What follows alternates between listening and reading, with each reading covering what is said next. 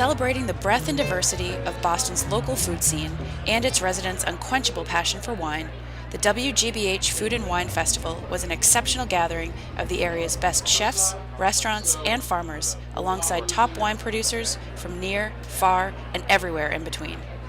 The brilliant three-day affair was held at the WGBH studios in Boston's Brighton neighborhood and featured 3 events that captivated ravenous attendees. The festival began with an opening gala that paired a range of succulent small plates prepared by 20 of Boston's top chefs and selected wines from some of the world's finest producers. The festival continued with a lively and exciting auction of rare and unique wines, all donated by members of the media station in support of WGBH programming and community events.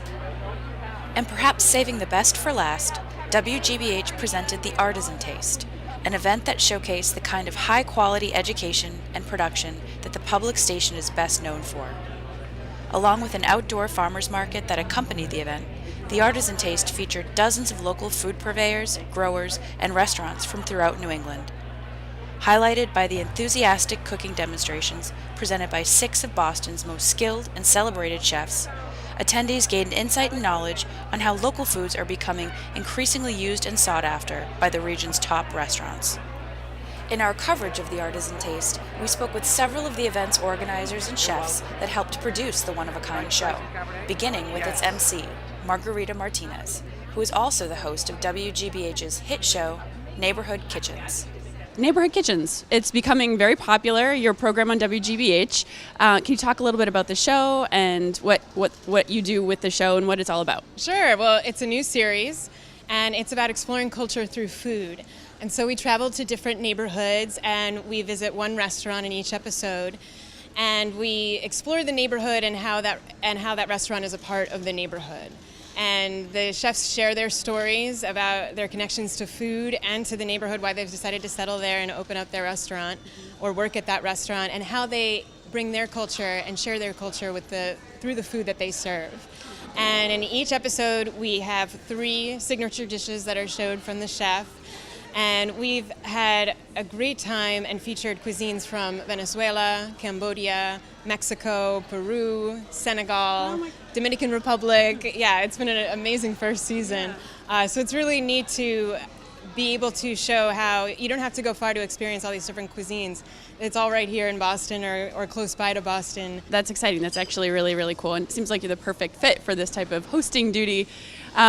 So this has been a weekend-long kind of extravaganza here. So what has some of your favorite pairings been? I know that it's food and it's wine. Right. You're very focused on food with your program, but I know wine has been a big part of the weekend and of the festival. So is there anything memorable, any pairings that you can think of that you really loved? Well, one pairing that I really liked was Andy Husbands from Tremont 647 had barbecued pork with an apple compote, and then, so you try that, and then you go over and there's the Cab Franc by Larkin, which I thought was an excellent pairing. I also really liked from Torranta, Jose Duarte paired his yuca gnocchi with the lamb ragu with Catena wine. So it was, yeah, and there are many different great pairings, but those were 2 of my favorites.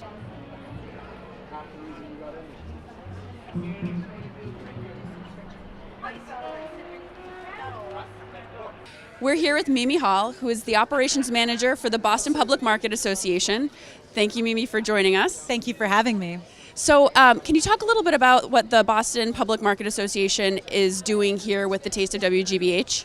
Absolutely. We were asked to put on the farmers market today as part of the Artisan Taste, and we were asked to put together a selection of the regional vendors from mainly Massachusetts who will be many of the vendors in our year-round permanent market that we're working on. It's a pretty spectacular showing. Talk a little bit about the Boston Public Market. I know a lot of people are buzzing about it. It's coming soon. Where does it stand in the process? Well, right now we have gotten designation from the state of Massachusetts to be the official operator of the year-round permanent market. This is going to be a private-public partnership. We're running 2 seasonal farmers markets currently, the one at South Station and the other one at Government Center. And our goal is to open the year-round permanent market in June of 2014. And that's going to be downtown also in a pretty central area? Exactly. It's going to be located at 136 Blackstone Street, and that's right next to Haymarket. It's right where the Haymarket orange lines and green lines are. It's a great location. It's 30,000 square feet on the base, which we're going to be moving into, which is amazing. That has been designated by the state of Massachusetts for this project. We're really grateful for the State House for doing that. It has 300 parking spots above it, so it's really accessible for all of the city. And it's going to be part of the formation of a market district in Boston that includes Haymarket, our market, and probably other markets as well. And it's year-round, so... Exactly. Exactly. It'll be year-round. We'll start off at 5 days a week, and we'll work up to 7 days a week. Wow, that's excellent. So, have to ask, obviously there's going to be a lot of local food that's there, but what about beers and wines? Do you have any plans on offering any of that? Absolutely. Well, with the number of beers and wines that are now being produced in Massachusetts, we really hope to feature them and hopefully some other regional wines and beers as well.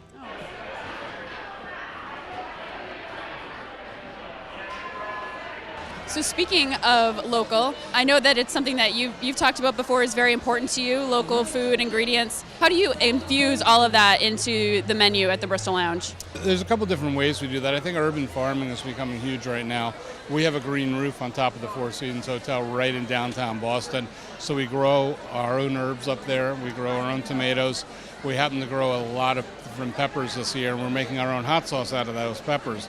And all that being local as possible, it infuses down into the restaurant, and it gets everyone involved on a different level too. It's not just cooking anymore, but it's the whole process of start to finish and taking care of the food. And I think when you put your heart and your love into the food to take care of it, you're really going to come through and have more of a passion for the cooking aspect of it.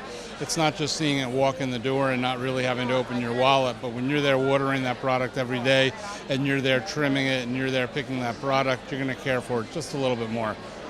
So you clearly have a passion for this, and I know that you also happen to make your own wine. Yeah. You make your own vinegars. I've read about you making a lot of things on your own. So the local wine and beer and distillery scene here, do you have any of the local offerings at the restaurant, or what's your take on that? Well, we try and use as much local as possible. I think the local spirits industry now is becoming huge. And I think that's something that the little nuances and flavors that you can put into the craft cocktails that are being made, whenever you can create a 100-mile cocktail where everything comes from 100 miles around you, that's, you're promoting what you should be promoting, which is local, sustainable, and you're helping people really build these small businesses that to me are going to be the groundwork of restaurants. That's what makes restaurants what they are now, using as much local as possible. We are lucky enough to be here with Andy Husbands, the chef owner of Tremont 647. Thank you so much for being here with us today. My pleasure.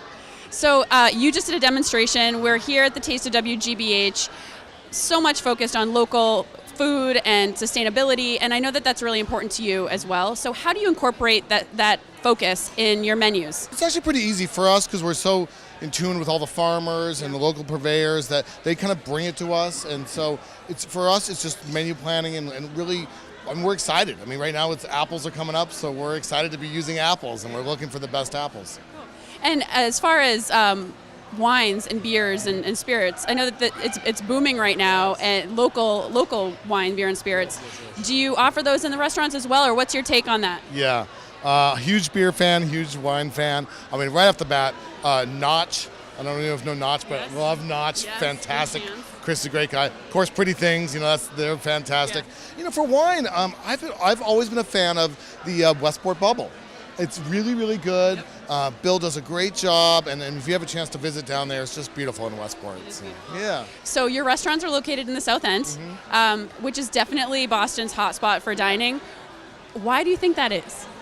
I mean, I'd say hands down, first of all, the South End has more hot restaurants than any other area. I love the South End. It's just a really fun area. It's a great community, and it's a beautiful place.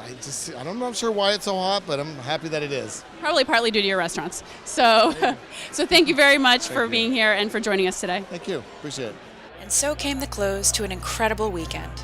The WGBH Food and Wine Festival certainly presented a tremendous opportunity to learn about the growing impact of wine culture in the Boston area, as well as the new and continuing ties between local food producers and cuisine.